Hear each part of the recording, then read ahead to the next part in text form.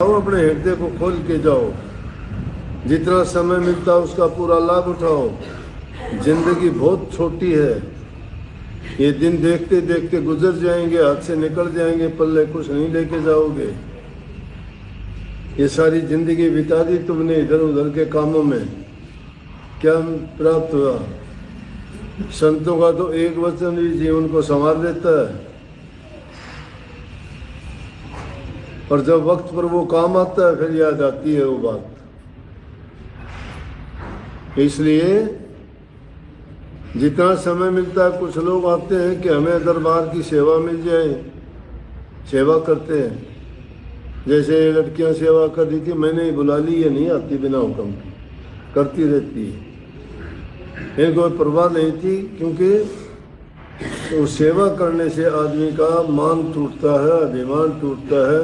सेवा में ही दर्शन पाते हैं, सेवा में ही इनका सुमन बना रहता है, क्योंकि पल पल दूसरा तो ख्याल होता ही नहीं, और वही ध्यान और वही अभ्यास भी होता है।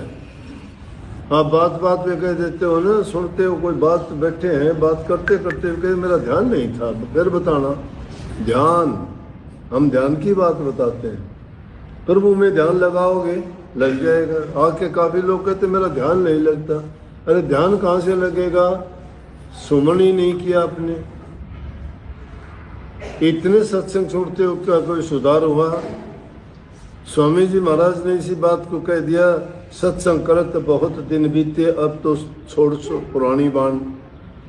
सत्संग करते करते जिंदगी आखिरी मोड़ पे आ गई है, चौथा आपका अवस्था जाने लगी, लेकिन अब भी समझ नहीं आई, अब भी रास्ते पे नहीं आए, अब भी इस दुनियादारी की तरफ से आप क्या तृष्णा नहीं भरी है। अच्छी चीज देखने के लिए, गुरु दर्शन के लिए आंख मिली है, चरण गुरु दरबार में जाने के लिए मिले हैं, हाथ आपको गुरु सेवा करने के लिए मिली है, गुरु की नहीं, वो तुम्हारी अपनी है। आंखों से दर्श करो गुरु आंखन से, बचन सुनो गुरु सरवण से।